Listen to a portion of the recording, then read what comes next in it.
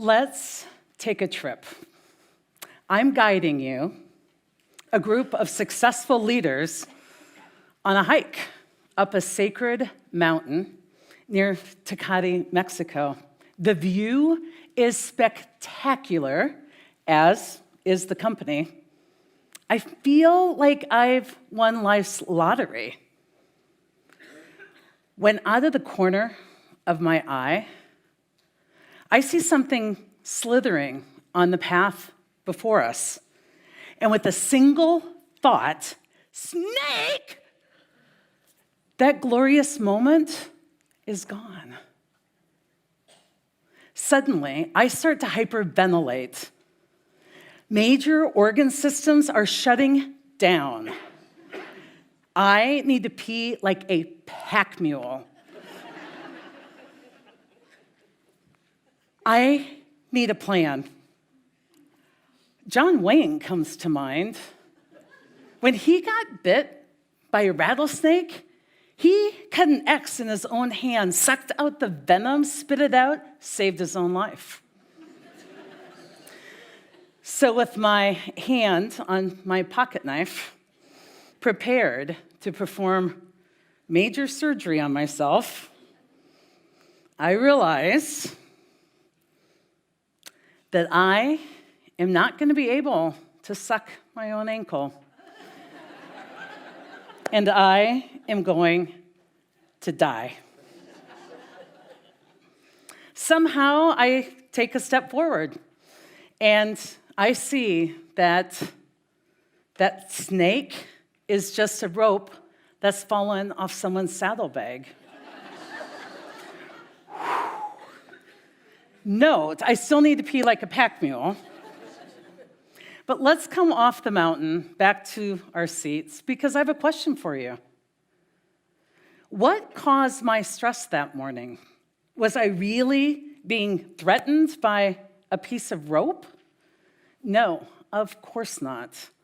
But that part of my brain that I call ego told me the story that I was, and I believed every word of it. Every single word. What if you just stopped believing everything you think? Pain isn't from our reality, it's from our stories. I made this realization at that moment that we suffer because of our stories, not our realities. What if you just stopped believing everything you think and you paused and self-reflected? This simple action lets you bypass your ego and taps into a better part of your brain. How do I know this? This accidental discovery led to an unexpected career as a drama researcher, studying how much time and energy we spend in drama in the workplace. And that number, lost in drama, 2.5 hours per day per person. 816 hours of your precious year lost to drama. And that is productivity, 2.5 hours of productivity that you kiss goodbye forever. 2.5 hours a day spent in self-inflicted pain, venting or complaining or gossiping or trying to figure out with your colleague why your boss down the hallway is such a jerk. Time that we can't recapture. It's time you spend feeling like a victim, at the mercy of your circumstances, seeing insult where there isn't any, just feeling miserable. I call this living in low self. When you focus on everything that sucks, you feel bad, everybody around you feels bad. It's a terrible place to be, and yet we choose to go there every single day. Now, that's the bad news. The good news is it doesn't have to be that way. After creating his masterpiece, the beautiful sculpture of David, Michelangelo was supposedly asked a question. Was it hard carving this beautiful statue? And his reply was, no, it wasn't hard at all. I simply removed every piece from the marble that wasn't David. What would your life be like? Instead of searching to be happier and working so hard to be innovative and creative and engaged, you realize that you already were all those things once you just chipped away all that wasn't you. What if happiness and success is our natural state once the drama's gone? Now imagine you have a toggle switch in the middle of your forehead. When it's toggled down, you're seeing the world through the eyes of your ego. Your circumstances seem to be the source of your pain. You are the victim. You feel better by venting and complaining and gossiping, tattling, scorekeeping. But when your toggle switch is up, you are seeing the world from a different viewpoint. You are compassionate. You're helping, not judging. You are full of ideas. You can see so many options and ways that you personally can impact the world. Say hello to high self. The best part of this setup is you cannot be in low self and high self at the same time. Nope. It's completely impossible to be judging and helping simultaneously. So how can you just flip your own toggle switch from suffering to a better view of the world?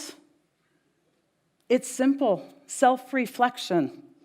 The ultimate drama diffuser. You can move to high self, beyond all the drama and unhappiness, by just asking yourself 3 simple questions. Questions that I've discovered one by one over time from my own personal experiences. Question number 1, what do I know for sure? Just by asking this one question, I've been able to release my ego's grip on my world, to change everything without changing anything. My micromanaging boss who treats me like a child becomes just a boss who prefers more detail than I like to give. That militant employee at the DMV who's trying to ruin my entire dang life becomes the man who is just letting me know that they are closing for the day and giving me simple instructions on when I could come back to renew my car license. That ex-husband who's trying to take my children from me becomes just a dad who wants to spend an extra day with his kids. See, in all these cases, I found that my pain wasn't from my reality, it was from the story that I created about my reality. So asking that one question helped me to stop judging, to see things more clearly, to toggle switch myself up into high self.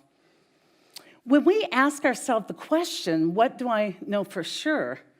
We're able to look at what we know to be true about reality. It gives us a chance to reflect on what's happening and to see reality as it really is. And how it really is never as bad as it seems.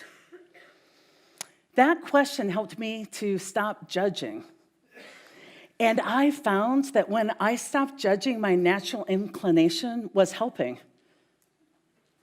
And the next question followed quickly. Question number 2, what could I do to help? I started to reflect on what I could do to enhance my boss's trust in me, to make it easier for my ex-husband to see his children, to just be nice to the DMV guy and follow his simple instructions to just come back tomorrow when they're open again. By asking myself what I could do to help, I found that it spontaneously led me not just to help myself, but to help my friends and colleagues and coworkers to do the same. Living with these two questions allowed me for a time to live a couple of years in what I would say was bliss. I felt so enlightened. After all, life's messy, but you can still live happy. And then I found myself in a situation that just wasn't going to be helped by these two simple questions. The man that I loved for 23 years made some choices that ended our marriage. This was the guy that 5 years earlier had broke his neck one night after diving into a pool. And in the darkness, he was drowning until I jumped in and saved him. I stood by him for his entire rehabilitation, building a new life for all of us. He recovered. And then he left us, me and my 4 sons. I was devastated, and I was scared, and a lot of times I was desperate. His head injury fueled his fury and his blame for me. The separation at times was brutal. But there were some really cool things happening in my life as well at that time. I was invited to Chicago to give the biggest keynote of my life. I pulled up to the swanky hotel. I was giddy with excitement and anticipation. I just needed to get a great night's sleep, look like $1 million, step on stage and wow them that next day. Now to check in.